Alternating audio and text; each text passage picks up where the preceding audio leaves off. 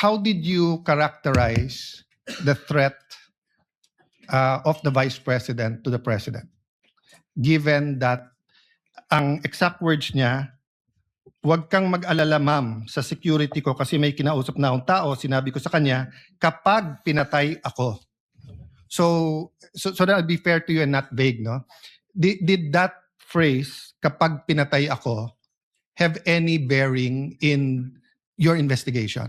Yes, Your Honor. And what was that bearing or thoughts in your mind? First of all po, dun sa statement, may nakausap na po.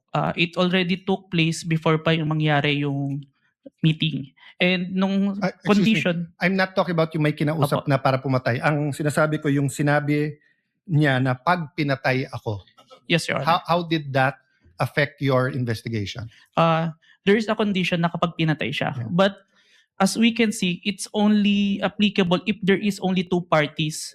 The statement make a loophole wherein a third party can use that na kapag namatay si BP, ma-execute ngayon yung statement ni BP na may nakausap na siya without the participation of the one mentioned, the President, the First Lady, and the Speaker of the House, Your Honor.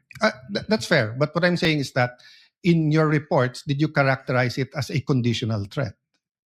Kasi kung hindi naman siya pinatay, the logical implication is that there's no threat against the... So I'm not saying it's not illegal, immoral to contract a killer. I'm just trying to follow the logic na pag sinabi kong pakukulong kita, Mr. Witness, pag nagsinungaling ka under oath, then it's actually not a threat. It's a legal... I'm just telling you the law, di ba? Pero Yes, pag sinabi kong pag hindi ka sumunod sa akin, anuin kita. So that's my last question lang. So how did you characterize that? It wasn't a conditional in your mind because may kinausap na? Even with or without, sir, it's still considered a threat as long as the I person... have no doubt there. I'm just asking, is it a conditional threat?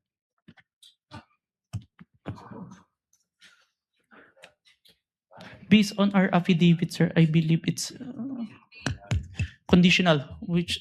Based in your affidavit. But your initial assessment, yung personal mo as an investigator, this is an investigation of the whole NBI, but yung personal mo?